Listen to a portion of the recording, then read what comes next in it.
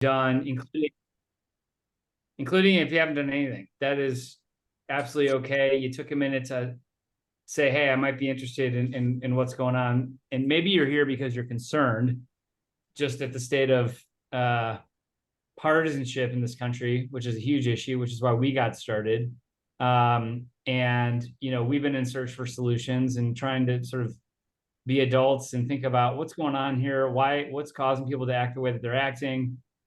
Led us to this thesis of election reform as being a really powerful intervention that gets people to stop screaming and start acting like adults and start representing the totality of their constituents and not just their most partisan base. So to us, there's actually a very set of solutions that are evidenced and powerful and simple if you can get them implemented. And that's why we're trying to build this 50-state organization to get to healthier election systems across the country. And all of you have been sort of, whether you're new or you've been around for a while, you share that sense of that our country deserves better. And so I just appreciate you all being on. We'll give some updates about what we've been doing, but we mostly just want to keep this conversational. I think it's important that we build a community. It's going to get loud and hostile, right? I mean, we're coming into the 24th cycle. We're going to do the impossible thing, which is be on a call talking about politics and election reform. And we're not going to make this about the two parties or the two candidates. It's just not, we're not going to do it. It's actually not how you fix this country. The solutions that we're talking about are going to restore some sense of normalcy, some sense of balance, healthy debate, healthy competition. If you're this is an insight I had, and then I'll stop blathering and go to York. If you live in a supermajority state, which most of us do now, you don't have choices.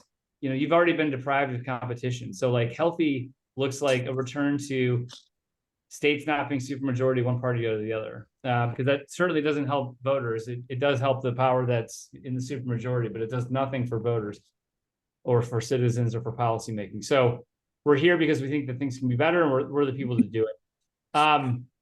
We are coming into 2024, working hard to do a few things. We've got about 300 volunteer leaders, including yourselves, from around the country. We're trying to get that number to 500. And we're also trying to get to all 50 states.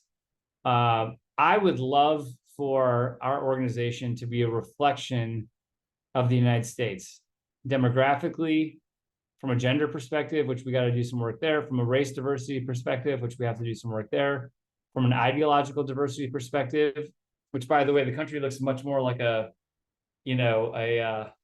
bell than it does two big spikes. I mean, we got a lot of folks in the middle who feel unseen, unheard, unrepresented in today's political environment. So that's our goal. I'd love for our call, 500 people, and it literally looks like a reflective map of the United States. That would be my aspiration for our organization. We got some work to do to get there.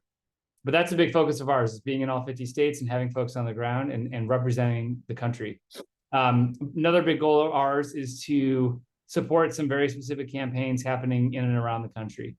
Alaska, Nevada, Pennsylvania, Idaho, Wisconsin, some things happening in Florida, some things happening in the Carolinas, some things happening in Virginia. We'll get more into that, but we want to be helpful in the places on the ground where there are specific efforts underway to either open up and bring competition to politics, or to close down and make competition harder.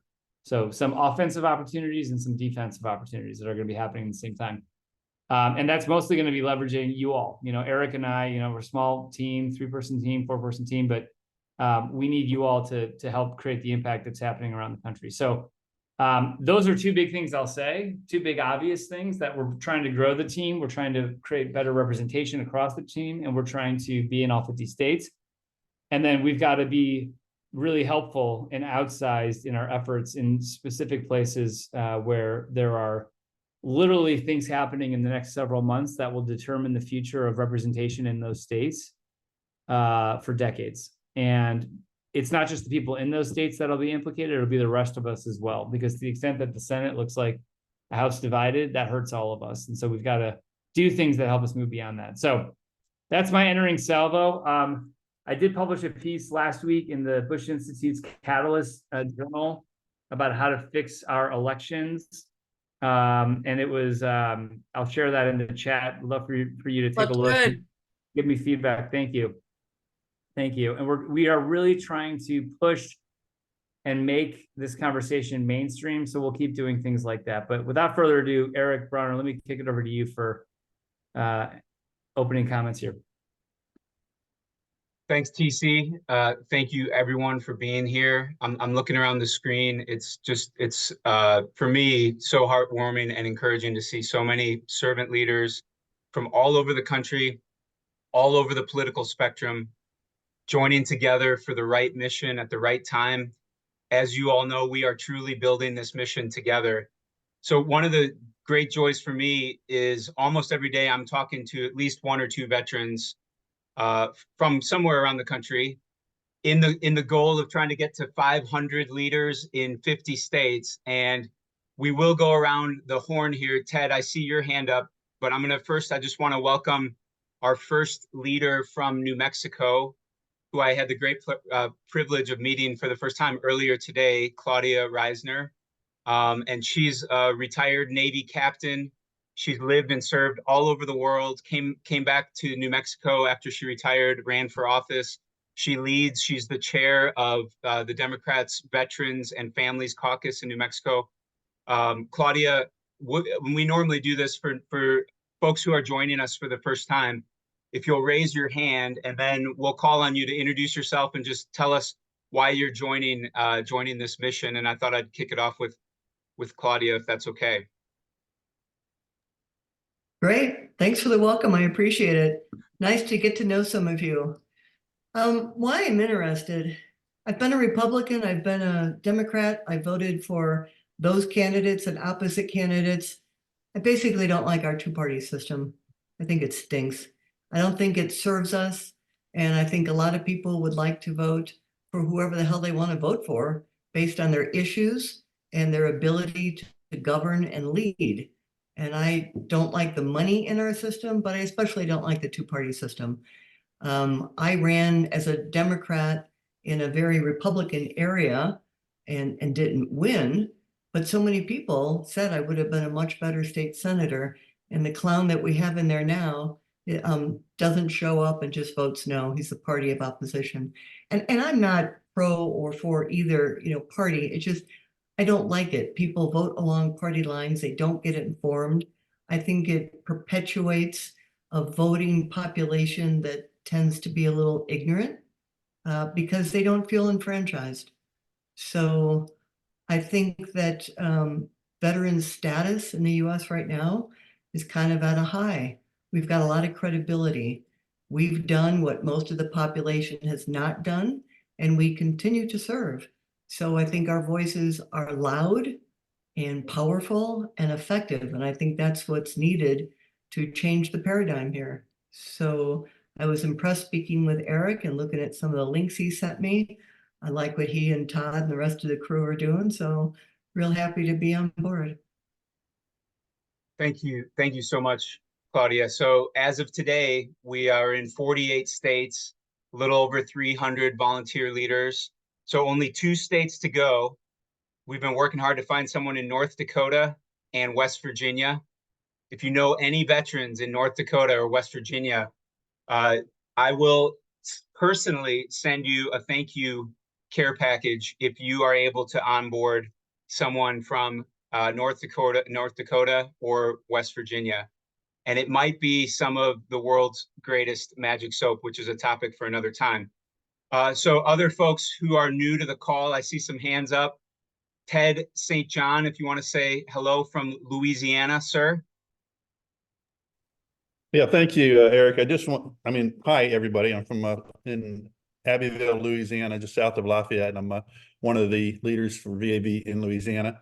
And I just had a quick question. When Todd was talking, he said that the country distribution looked like a bell curve, and the whole problem that we've talked about, especially in the politics industry, is how it looks more like a Dolly Parton curve because we got Democrats, the divided system.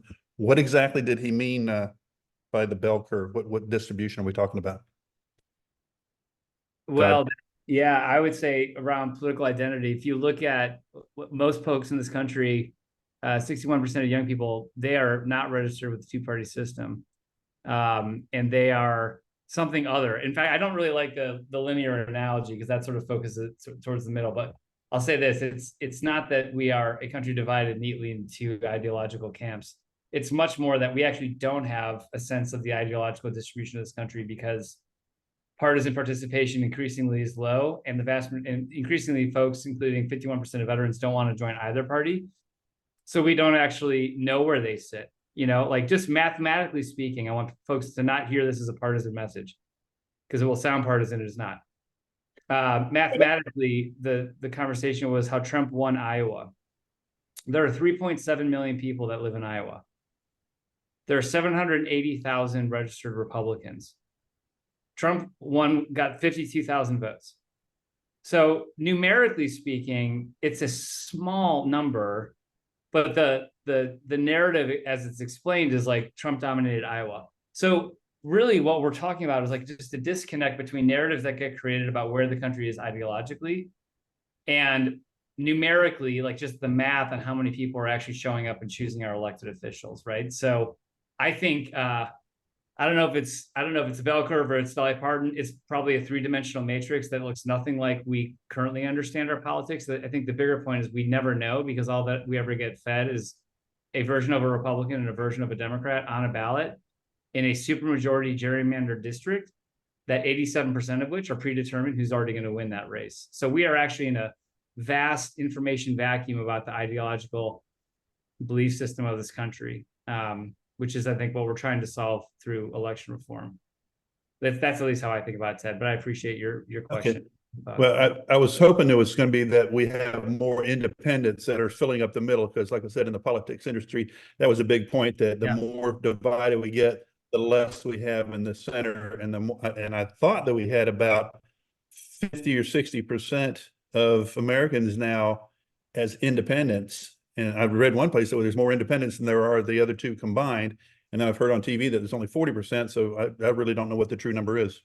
No, you're absolutely right there. I mean, that is the fastest growing voter block is registered independents. And sometimes they're independent because we'll call it moderate. Sometimes they're independent because they want out of the two-party system writ large. And that's where you're seeing growth of libertarian parties. You're seeing growth of other minor parties, but people are sort of fundamentally just rejecting kind of a forced participation into a two-party system that has the average member of Congress and 97% voting record with their party, which means they're not actually there representing their people. They're there representing their partisan leaders. So, but yeah, the biggest active voter disenfranchisement going on in this country today is registered independents, which is, 50% of the military community, 61% of young voters, and folks that are just kind of opting out in general, which hopefully we're trying to give voice to them, irrespective of who they choose to vote for. I'd love to see, anyway, lots of voters. I think we're on the same page with that. Let me keep going. Thanks for the comment, Ted. I want to welcome some new folks. Keith, you want to go? And then Paul, please. Sure. Thanks, Todd and Eric and everybody. Good to meet you. I'm Keith Kay. I'm coming to you from outside of Denver, Colorado. Been out here about 20 years, former U.S. Army paratrooper. I think, Eric, you asked what interested me in this is two things, I think, really. One is just I give a damn about this country. I fought for it, and I want to see it stay together. I'm really tired of hearing that the other side is our enemies. These are our fellow Americans. We've got problems to solve. We should stop bickering and focus on real problems. I want to be part of the solution, not just sitting at home complaining about it. And Nick Coe, I met through another veterans organization. I was inspired by him. I want to make sure I give him a shout out. I saw all his posts about VAV, and I wanted to be part of it. Awesome. Yeah, thanks, Keith.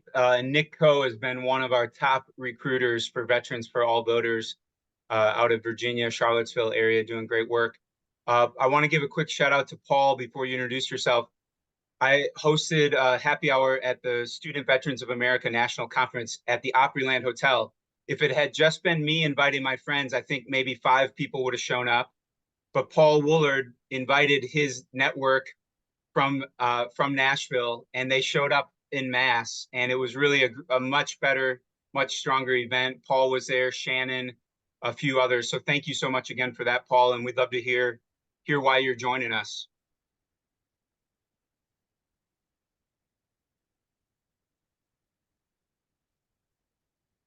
There we go. Sorry.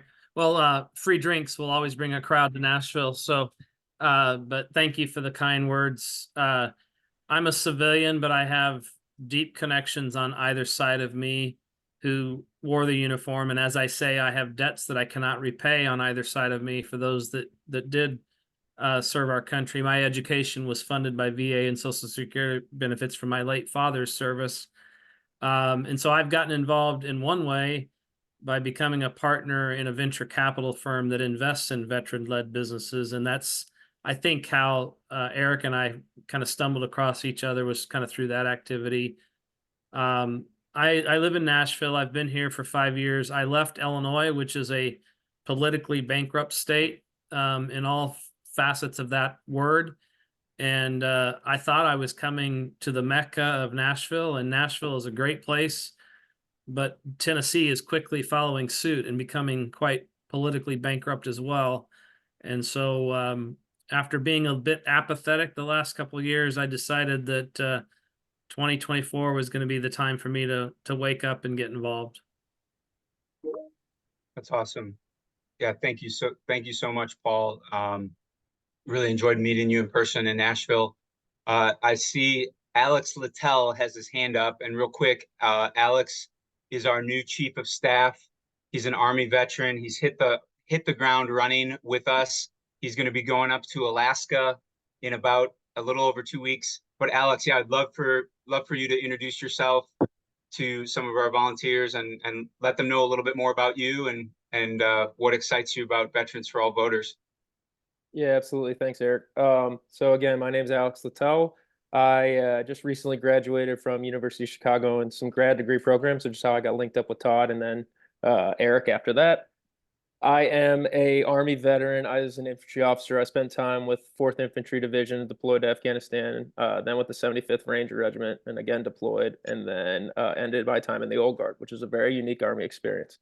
Not my favorite one, to be honest. But I loved my career, but I really wanted to focus on politics and something. I'm of the younger generation. I'm 33 years old, and what I noticed about the people around me, even at a place like a public policy school, is that they're just not excited about the politics in this country.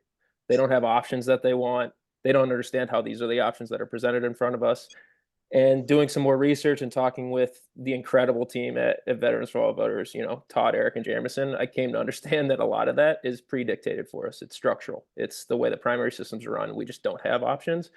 And my generation and the one below us is looking for a change. And I think this is the change that makes the most sense. I also just think I believe in it fully, and I think it'll bring our politics back towards the center, bring some of the negativity out of it, and provide voters that choice they want, and hopefully get my generation and the one below it involved again.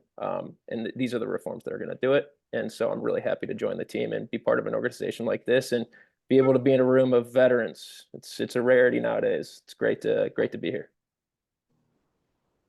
Thanks so much, Alex. We're really excited to have you on board, and you've already just added a ton of value and bandwidth, and excited to work together.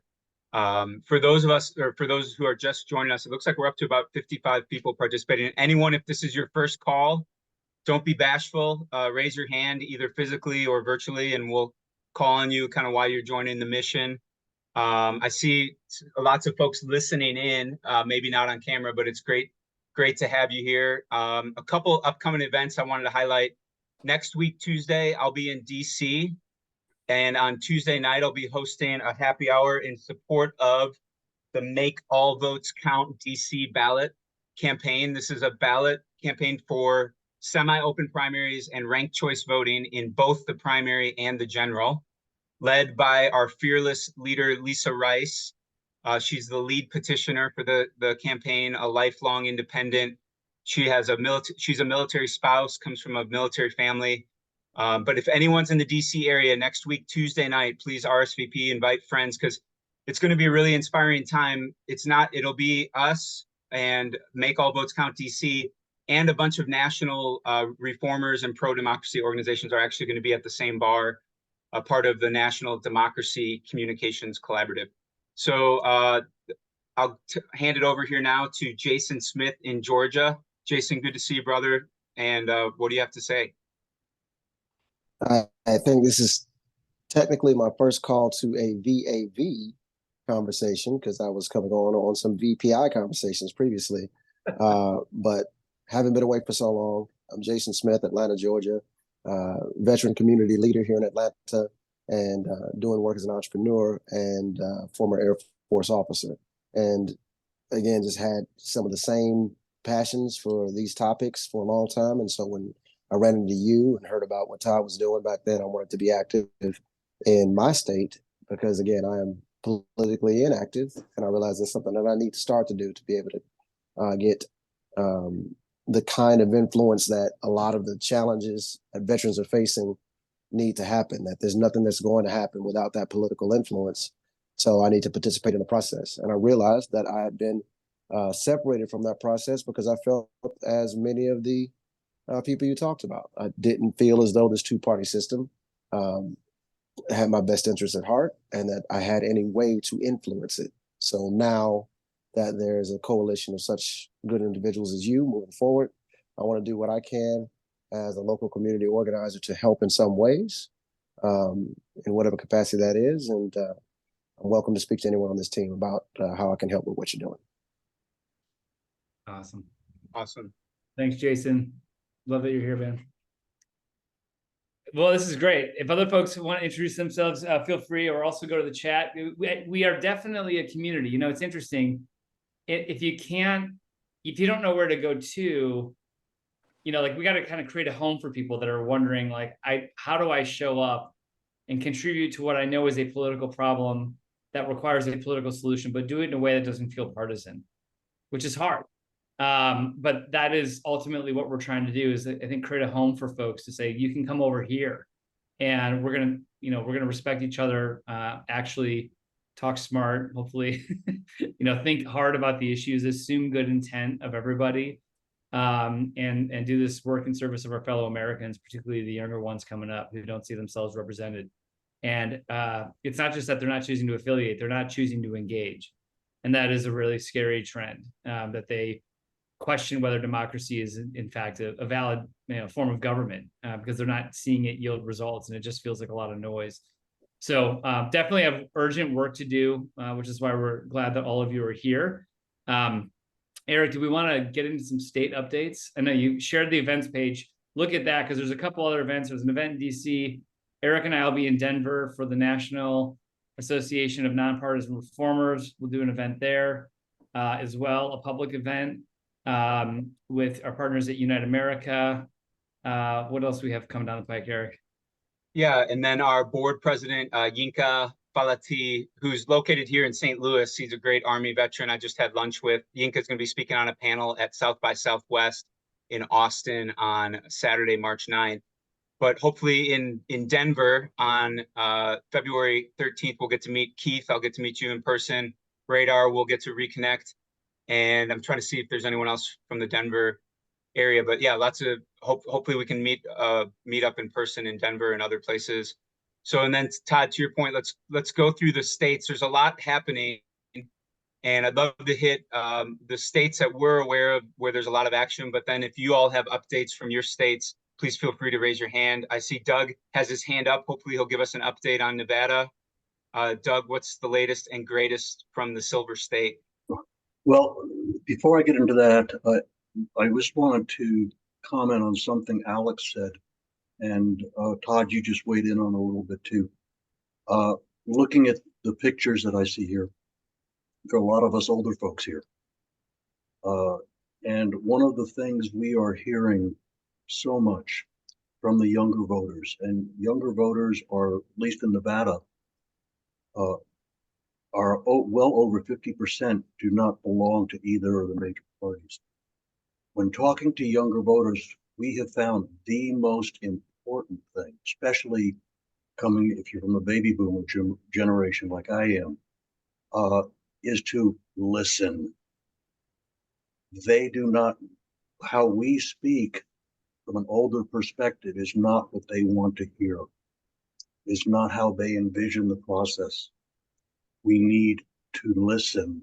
That is so critical. And I just wanted to put that out there, given Alex's comment, that, he's a, millennial, and Todd, you just hit it. So I just think that's so important that we listen and understand what they're saying. As far as what's going on in Nevada, of course, with question 3 and building towards our second passage in November. And for those of you who are not aware what question 3 is, it is a constitutional amendment to bring basically final 5 voting, nonpartisan open primary with ranked choice in the general to all statewide and federal officers. We won because it's a constitutional amendment in Nevada. We have to pass the voters twice. We got 53% of the vote in 2022, and our leading opponents are the establishment Democrats. Our leading opponents, they're the ones who have sued us, they're the ones who are fighting us primarily. But however, what's happening, the more we talk, the more we meet with people, we're getting a lot of support from the minority communities, from the African American community, from the Hispanic community, from the AAPI. They're fed up with the way they've been treated, and they see the advantages of final 5 voting. So the more we're talking, the more we're getting support. We're starting to get some people who had opposed us in 2022, who have now come to grips with might be a better way, and are actually now either coming out speaking in favor, or, depending on who they are, saying, I'll just be quiet this time, which for us is a win. So that's what we're doing. Of course, we're getting more and more media attention.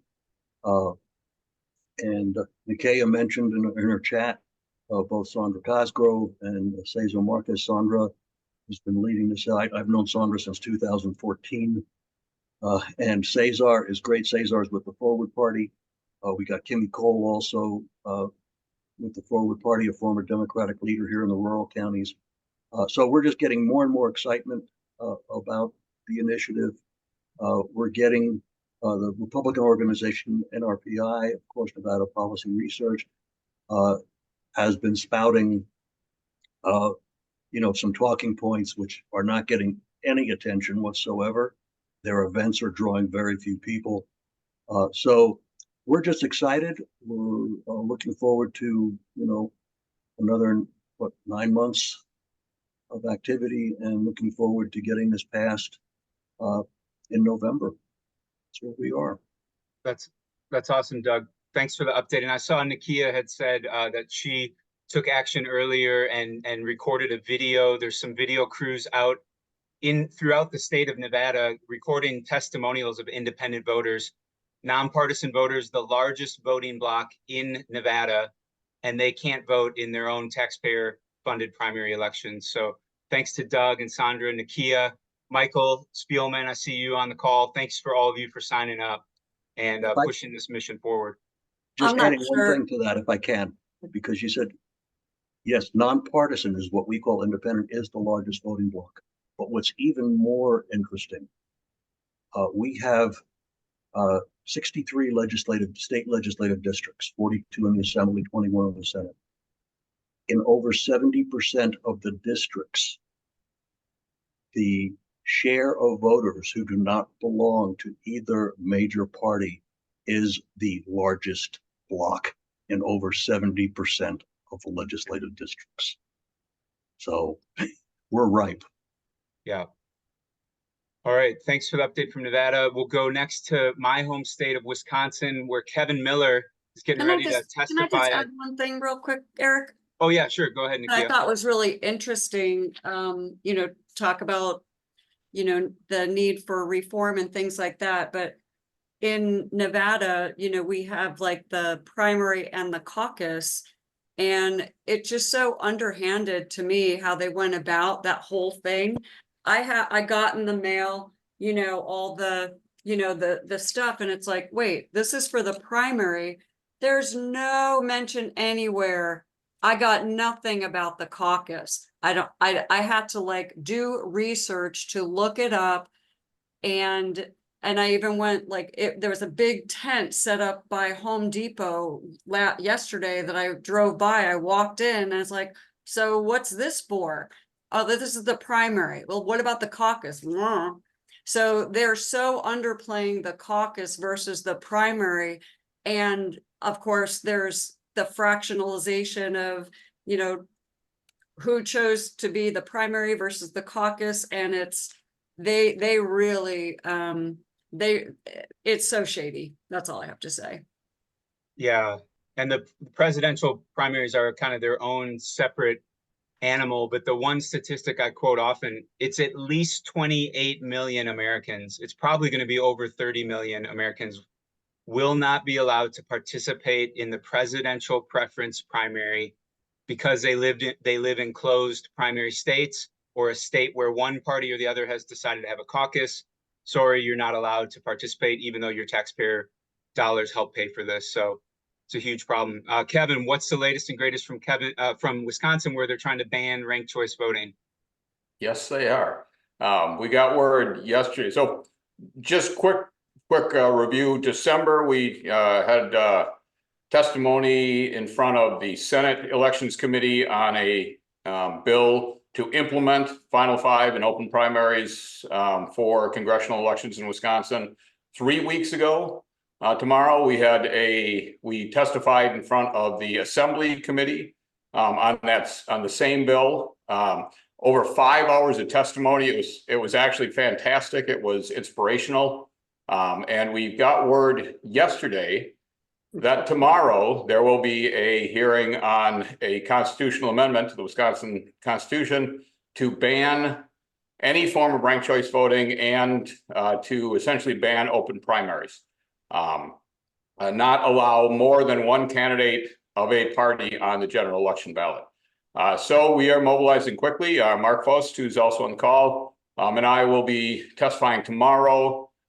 We expect to have a large presence from those who are supporting this, and probably a lot of horror stories and scare tactics to be thrown out.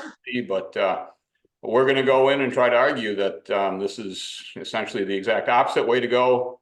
My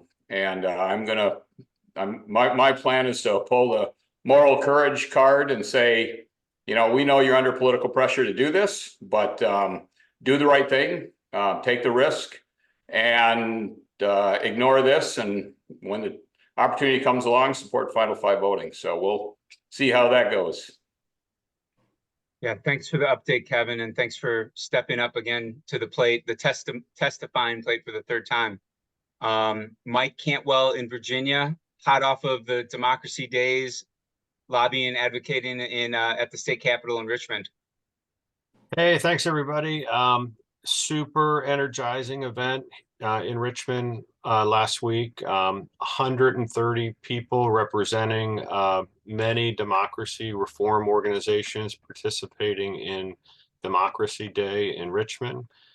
We had a great happy hour the night before, and then we spent last Tuesday walking the Capitol, speaking with state delegates and state senators, and testifying for bills. So we have numerous ranked choice voting bills and anti-independent candidate bill, which I'm working very diligently to strike down, and other campaign finance reform bills that we're trying to advance.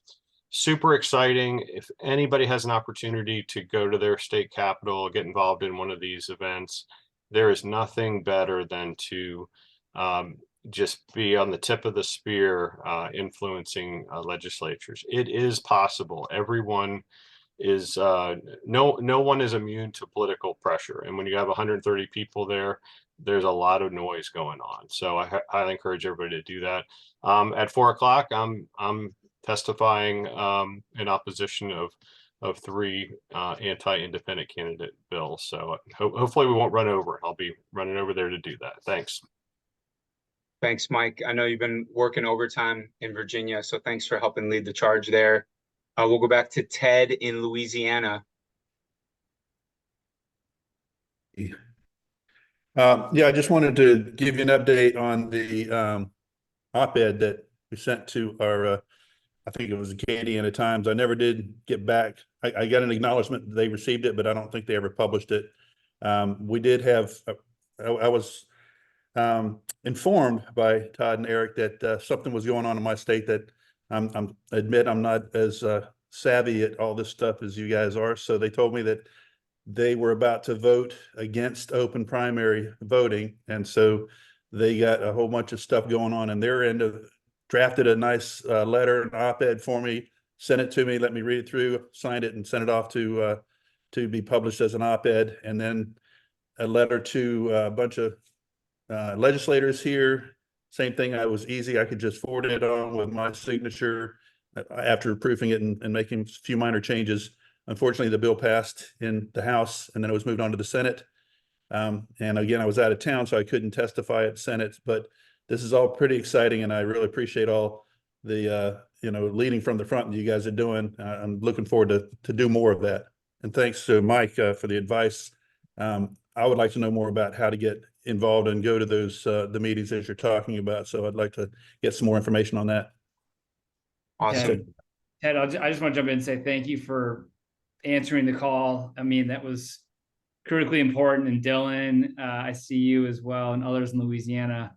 I mean, the history here is, and then Gail, I want to go to you for a Wyoming update. The history here is Louisiana has had a top two primary election system similar to California's since the 70s, and has had, sort of a uniquely more cross-partisan political culture as a result.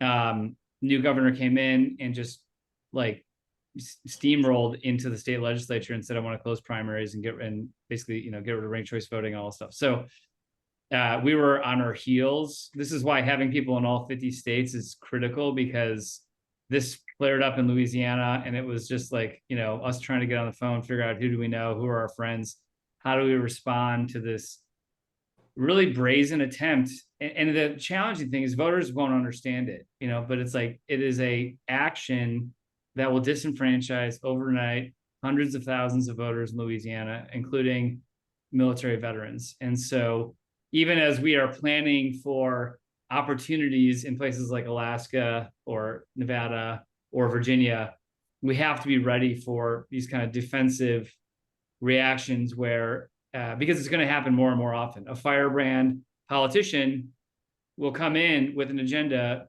to make it harder to vote. And because they will appear to be on the extreme of their own party, others will be scared to call them out, which is exactly why we're trying to address polarization in the first place, because there's no space for truth telling. So anyway, thanks, Ted and Dylan. I think ultimately it's a watered down version of the bill that's going to get implemented. So our actions there have mattered. And there was only a couple partners, United America at a national level, Veterans for All Voters, that kind of jumped into the fray to try to create a defensive strategy in short order. So thanks everyone on that. Eric, I don't know if you want to say anything else about Louisiana before we go to Gail. No, let's go to our fellow Navy veteran holding down the fort in Wyoming. Gail, good to see you again, and love to hear an update from, you have to unmute yourself. Okay, I'm unmuted. I think I double clicked. So I'm a Navy veteran, fourth generation Wyoming, and for those because we are a flyover state, we are the 50th in population, and our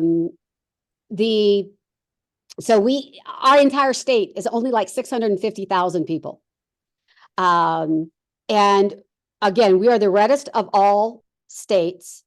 About 85 to 87% of our registered voters are Republican. And that keeps growing because, again, we have a closed primary, and 67% of our legislators are selected in the primary, and all but 2 of those are Republicans. So, the general simply isn't making those decisions.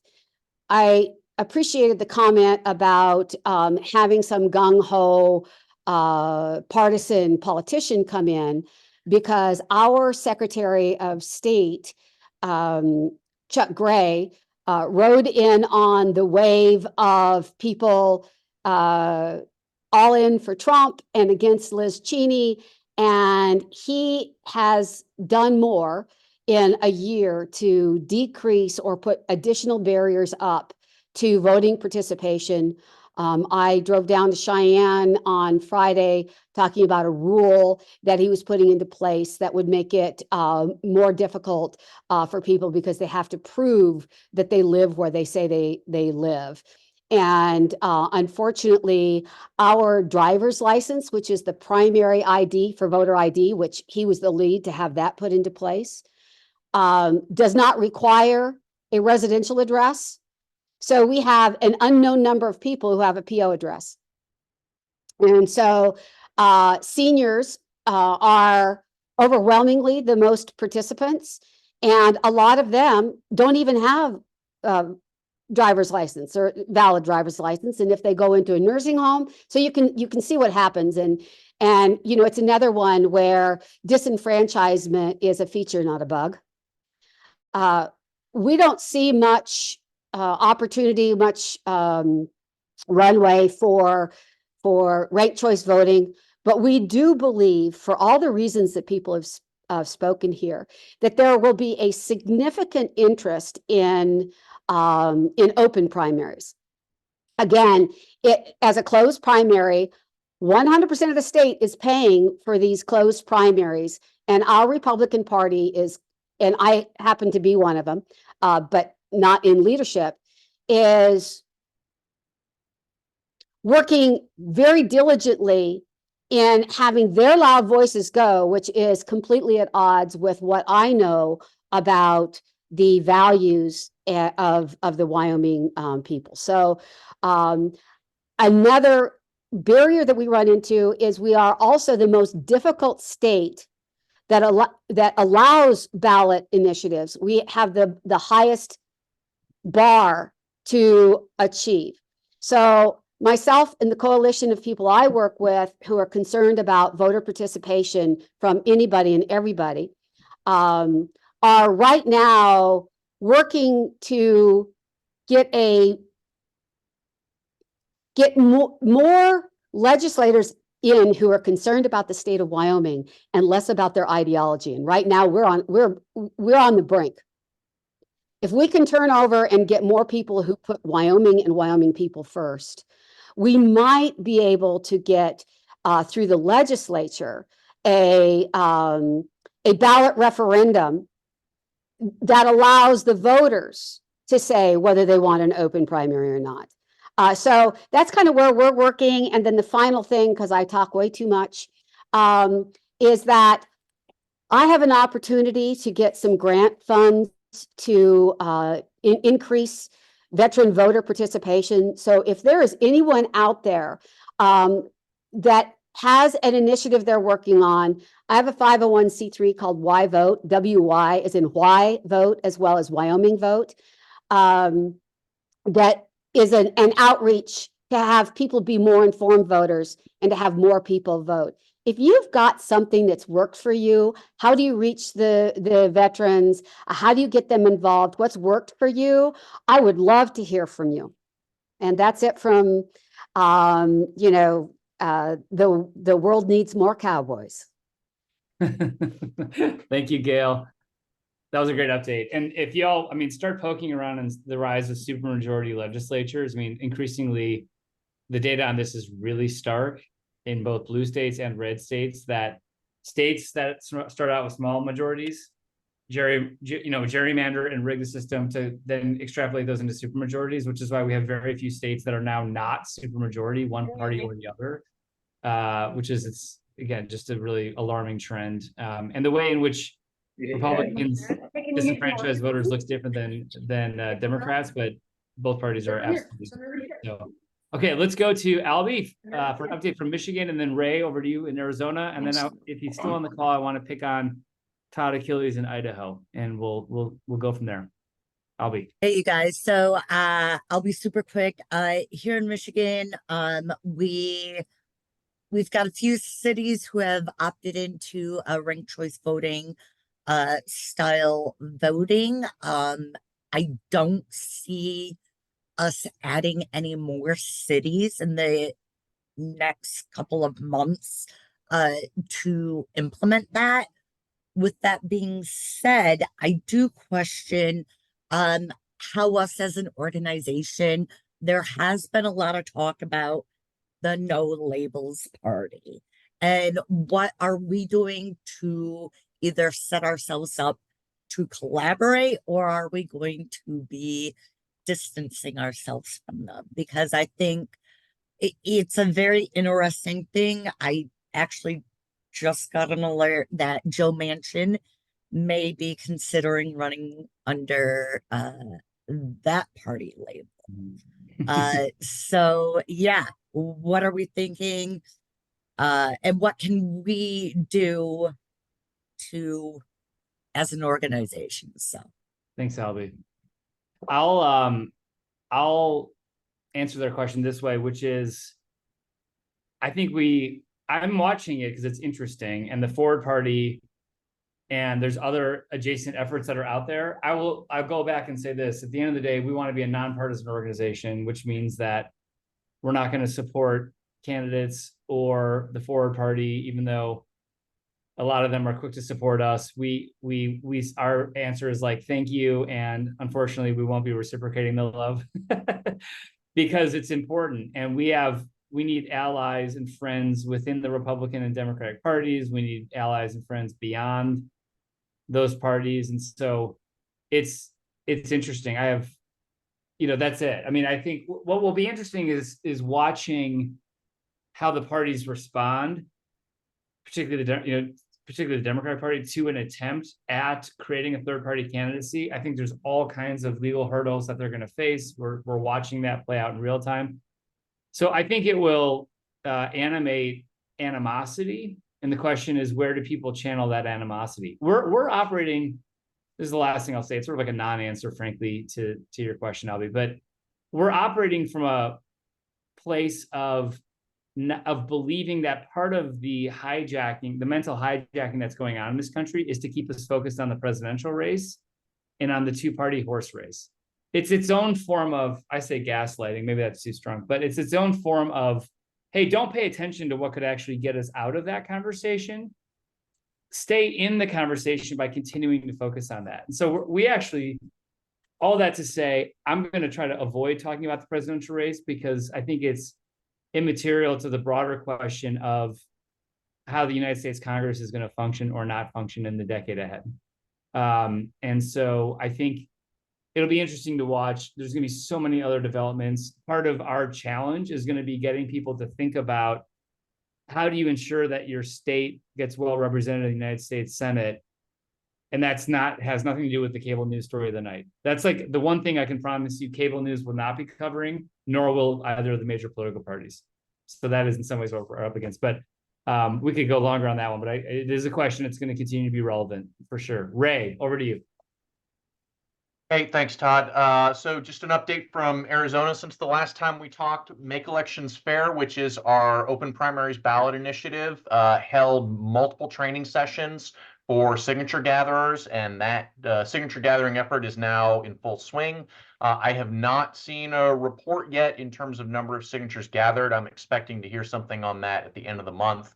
I personally, just in only about 6 hours of work, have managed to gather about 50 signatures. And everybody that I've talked to, with very few exceptions, has been really welcoming. And interestingly enough, the two folks that I spoke with who reacted very negatively and pushed back, neither one of them were registered Arizona voters. Both of them were folks who were registered in other states who spend the winter here, which is a very common phenomenon. So I think the trends look good for at least getting the initiative on the ballot. But I'll wait to see what the actual signature numbers look like once the initiative reports them, hopefully in the next week or so. That's it for Arizona, pending any questions. That's awesome. Thanks, Ray. And Ray, if you have that link handy, Ray was featured in a really great article that ran in 30 or 40 newspapers nationwide about open primaries, both how momentum is building and how parties are clamping down, which makes sense, right? As soon as we start making progress, as soon as we start getting a little bit bigger, a little more successful, the status quo warriors feel more and more threatened, and they're going to try to clamp down, which is why we need to be smart. And we're playing the long game, and we know we'll be friends when our mission is complete. Todd? Well, and I just want to just build on that, Eric, which is here's the irony. When you, and there's polling on this, you know, when you ask Republicans and Democrats, do you think that you should have, you know, multiple choices when you go to vote? Yes. Do you think that registered independents should have access to elections? Yes. You know, are you happy with the two-party system? Even when you ask partisans, no. You know, so there is actually wide agreement amongst, we can call them the base, but I just call them, you know, your average Americans, that like they should have choices, which is sort of the argument for ranked choice voting. They really believe that elected officials should require a majority in order to win. And most Americans think that that is in fact true, even though in so many elections, it's a plurality winner, you know, that then is forced into it, maybe a runoff, but you're dealing in, you know, people winning elections with 25%. So Americans are united in their expectation that they should have choices. They should have access to vote. They also agree that elections should be secure. And they believe that the winner should have to get a majority and that they should represent the majority of their constituents. So we are doing work in service of our fellow citizens, irrespective of political identity or lack thereof. But it's the political parties that spend a lot of time and energy telling their audience how much the other side hates them and is trying to disenfranchise them. And the reality is that's actually not the case. And if we can just get direct to people, we have a winning argument that they are eager to hear and eager to support. So I just wanted to give that the moral urgency of this moment. And to Eric's point, I think as we become more effective and successful, we are going to invite, frankly, politicians who are scared of actually having to win the majority of the votes. They don't think that they have a play to do that. They know how to lock up a partisan minority base and keep them outraged, which is good for fundraising. They don't actually have a strategy to win a majority of their base. And so we're internally, we have the conversation all the time. How do we like punch back a little bit? Say, actually, you know, we're not the weirdos with weird new ideas. We are actually trying to fight for fundamental American values about how our representatives should be chosen and who they should be accountable to. It's not crazy. It's in keeping with the longest traditions of this country. So I know that we're at time. I just want to acknowledge a couple other elections that are going to get hot here. So Alaska is a big canary in the coal mine for this movement. The voters there passed, as they did in Nevada. It's important to remind people, the voters passed this. The voters in Alaska, not the political parties, the voters passed a top four election model. Alaska has now used that model. It's already yielding extraordinary results, bipartisan cooperation, registered voters electing a conservative Republican governor, a moderate Republican senator, and a moderate U.S. House member. The partisan elites can't understand how voters would possibly choose people from different parties. The answer is because they picked who they thought were the best candidates. And sometimes those candidates had an R next to their name, and sometimes they had a D, and sometimes they had an I, because they had an independent governor in that state as well. So it's yielding great results. We think it's really positive. The parties are somewhat against it, but we've got to fight for it. There is an opposition movement. They submitted their signatures per the deadline last month.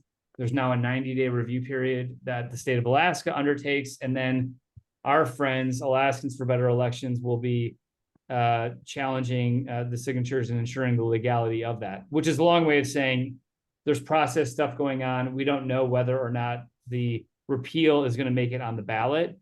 If it does, we're going to have to fight to keep the election system as the voters have asked for it to be. If it doesn't make it on the ballot, then we're going to flip into a legislative strategy, which is you got to go and talk to elected officials and ensure that the state legislature doesn't take up the issue. Because as we know, in a lot of states, including Alaska, just because the voters might pass something by referendum doesn't mean that the politicians won't monkey with it and undo it, which they do all the time. So we have to protect Alaska. That's a big one for us. Idaho, I think Todd had to drop off. But Stanley, if you want to give us an Idaho update, I think I saw you raise your hand. Love to hear what's going on there. Yeah. Yeah, so just a brief update. We continue to have our every 2 weekly meetings and continue to interface with Open Primaries Idaho and Reclaim Idaho, who are doing the lion's share of the signature gathering, and the signature gathering is proceeding quite nicely. We need to still clear our bar of 18 counties or voting districts, and we're up to 10 now, and we're on track. In the next few months, we're going to build for a full-on Vote Yes campaign, and we have put it out to the members of Veterans for Idaho voters that we need to be sending in, rather than we've done a lot of op-eds and with moderate success at being published. But we're changing our push to writing individual letters to the editor regarding various points of view about the Open Primaries initiative. So we're still hopeful that things are going to pan out, and we're gonna start doing media campaign.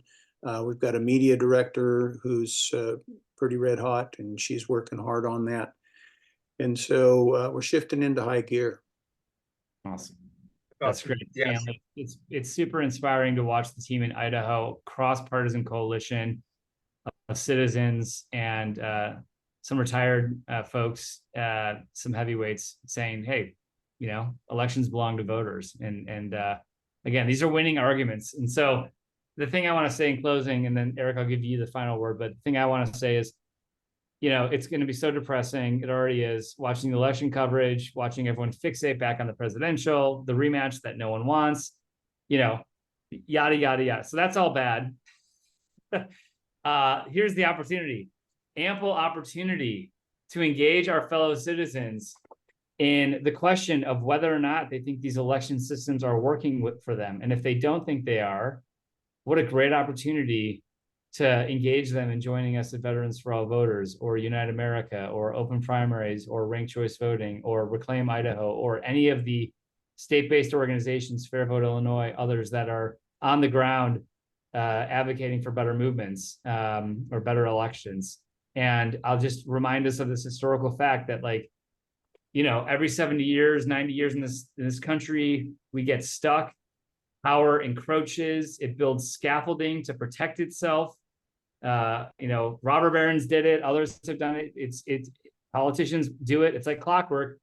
And every 70 or 90 years, citizens rise up and say, "Not, you know, that's enough," and they take it back. They take the power back. It comes from citizens. It doesn't come from politicians. That's how we got direct primaries in the first place. And we are just in that moment in our country where citizens need to rise up, remind politicians as to who this government belongs to, give the power back to people. And we don't have a voter apathy problem among young people. We have a voter rationality problem, which is young people rightfully look and say, I don't see my views, my aspirations reflected in this political system. And I don't know that my vote matters. And by the way, if you live in a lot of states in this country, except for 5 or 6 in this presidential race, your vote may not matter. You know, this is like the depressing math reality, which is it's going to boil down to a few counties and a few states that determine the winner of the next presidential race. And so we just have to remind people amidst all these things that feel depressing that we can have power. And it happens through movements in Idaho, you know, the movements that are happening in Alaska. It happens because citizens like you, American patriots, say we actually can change this election system. We can reclaim power for ourselves and for our fellow citizens, not because we're trying to game an outcome, like furthest thing from it, but because we think no state should be a supermajority anything. Every politician ought to fight every cycle for the votes of the majority of their constituents. That does not seem crazy, should not seem crazy, and yet is very rare in this country today. So that is the work that's incumbent on us. I'm inspired and grateful for each of you for joining us, doing what you can from your corner of the world. It matters, even if it's just once in a while popping on these calls and lending us your reputation on the website. That in and of itself is a significant act of service to this effort. So thank you. And Eric, you can close us out. We're at time. That was beautiful, Todd. Thank you, everyone, for joining us. Thank you for your time, for your energy. And we're always here if you have questions. We'll see you next month or hopefully sooner. Onward. Thanks, everybody. Thanks, Eric. Well.